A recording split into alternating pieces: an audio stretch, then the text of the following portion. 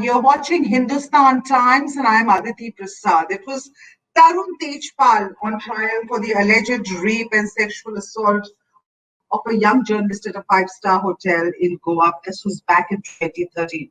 But the 527-page verdict, which was made public yesterday, 4 days after the Goa court ordered his acquittal, has raised the hackles of a large number of people and on a number of counts. Pinky Anand, an apology was written by Tarun Tejpal in 2013.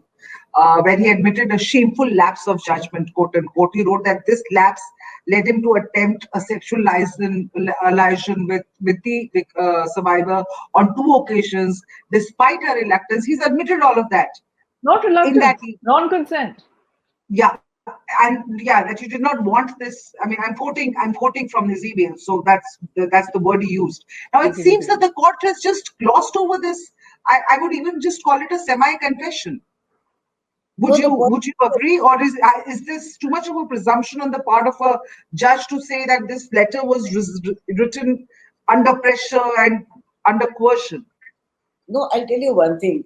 For a moment, let's look at it in two aspects. Firstly, you're talking about the letter. The judge deals with it as a confession and then discards it as a confession on the ground that it is under pressure and coercion, etc. And that too because a letter was written to the editor asking him to atone or otherwise send an apology, failing which something would happen. So the entire discussion regarding this apology for a moment has been on the lines of a confession. Firstly, how can, for God's sakes, literally, such a letter where complete admission is made, whether of the sexual act itself or not, but of sexual definite coercing and definitely outraging the modesty, be discarded altogether on the count of it being under a pressure of whom, that to a subordinate.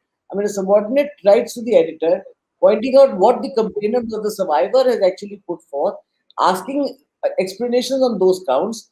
The accused in terms apologizes. What is he apologizing for?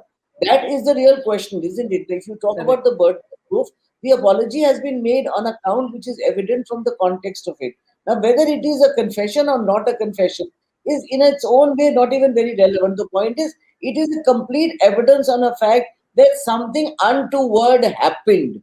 That is the real criteria. So what more do you want in terms of either corroboration or admission or finding absence of consent, which Karuna very rightly says the whole key thing is absence of consent. The question is not anything to do with what the survivor was doing, was not doing before, after relations, past liaisons or future liaisons. The only question is, was there consent or was there no consent?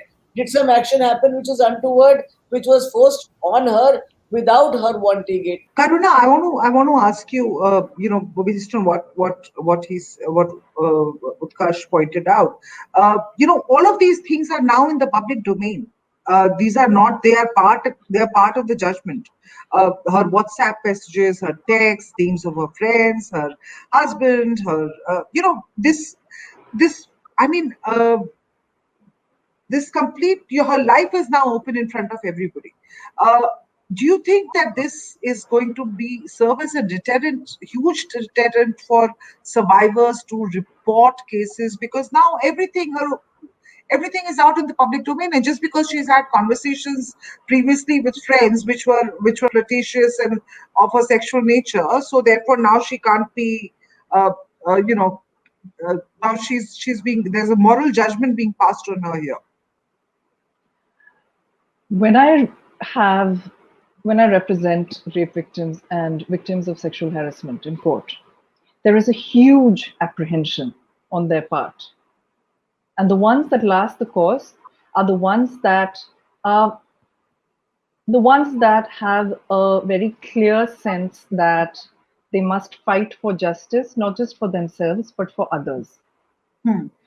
Unless they have that sense, my experience so far is that what it takes is something that the vast majority of people who experience sexual assault don't have the bandwidth to take it through.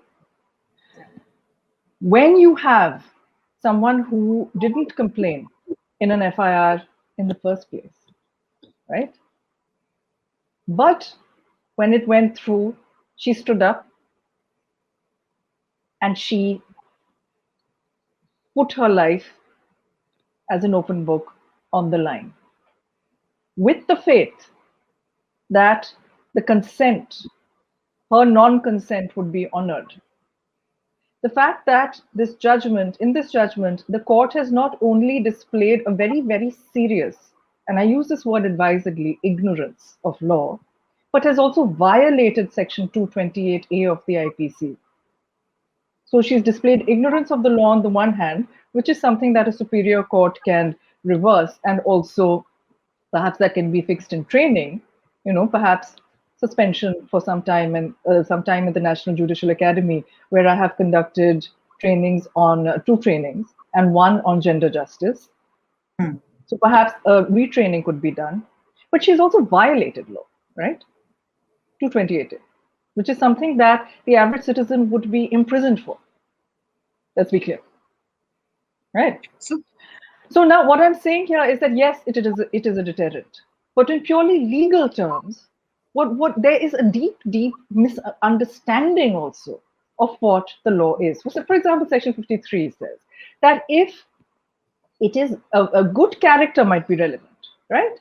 So if she had said that, look, I have good character and therefore this could not have happened to me, then the door would have opened to cross-examination to say that, no, you don't have good character and this is what we consider bad character, so we're going to cross-examine you on it. That is not what happened. These people brought up all sorts of other communications implying that because she drinks tea every day, somebody forcing her to drink the tea is all right, right? Also, if you see, there's another huge mishandling of a piece of evidence by the court, where much is made of the fact that the prosecution didn't have and ergo destroyed the CCTV of the CCTV footage of the woman and the accused, the prosecutrix and the accused, leaving the lift on the first floor where Robert De Niro was staying in order to give him a message, right? Why does she say this? If this was on some substantial basis, then it's something that would be extremely serious, regardless of whether or not there's acquittal, regardless of guilt, regardless of anything. Because it means that if you're destroying evidence, exculpatory evidence or not, then obviously the police officer should be pulled up. And I would say, given that a sessions judge has actually made this allegation, maybe some investigation should be done. Absolutely. To get rid of the allegation. But let me just finish.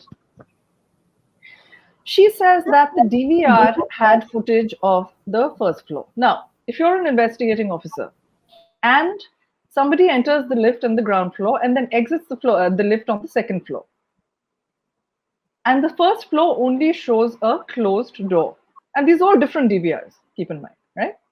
And DVRs, hundreds and thousands of hours of footage. It's not that it's kept endlessly. Like I've argued a case, a criminal matter, where the DVRs were wiped every 3 months, right? In a normal course.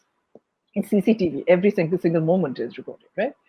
So if you see that the lift door is shut and you don't then take it into evidence, and then in the normal course of things that evidence is destroyed, or it's not evidence, that the CCTV footage is destroyed, then only on the basis that Mr. Tejpal in his wisdom has said that actually during those 2 minutes, I came out on the first floor, I and the prosecutrix, we went to Mr. De Niro's room, presumably to give some message, and then we came back, not adducing any further evidence on it, that then gives rise to the presumption that the state prosecution has destroyed evidence? That's a very serious thing to say. I'm still saying that if the allegation is made, to the investigation, clear that officer, if he is to be cleared, or if she is to be cleared.